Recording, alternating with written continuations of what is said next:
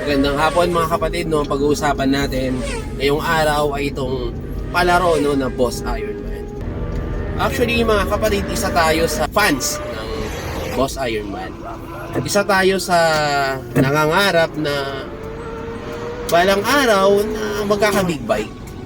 At of course, makapaglaro dito sa Boss Ironman, no? Ito yung pinaka sikat, no? Pinaka magandang endurance, no? Motorcycle endurance dito sa Pilipinas. Ito yung may ihahambing mga kapatid sa Ireland, kung tawagin ito yung Isle of Man.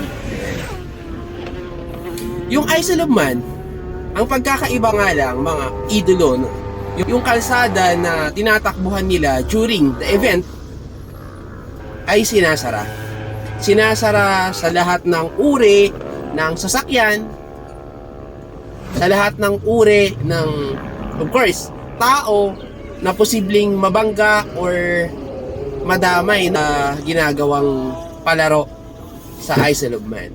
So, dedicated talaga yung kalsada na yun para sa mga participants. Yung talaga namang akala mo sibat yung motor, no? Akala mo anino na lang yung maaaninag mo pag dumaan sila sa'yo. Tumatakbo sila ng 250 plus kph per hour. Again, yung road ay dedicated lang po sa kanila na hindi katulad dito sa atin, no, na Ironman, na during the event ay hindi po nakasara yung kalsada. So madaming pagkakataon talaga na may nadidisgrasya, may mga nasasaktang hindi kasali sa endurance. So may I suggest, no, mga sirs, pamunuan, no, ng Boss Ironman, na baka pwede po, no, na ipasara natin pansamantala yung kalsadang dinadaanan para sa safety ng mga tao.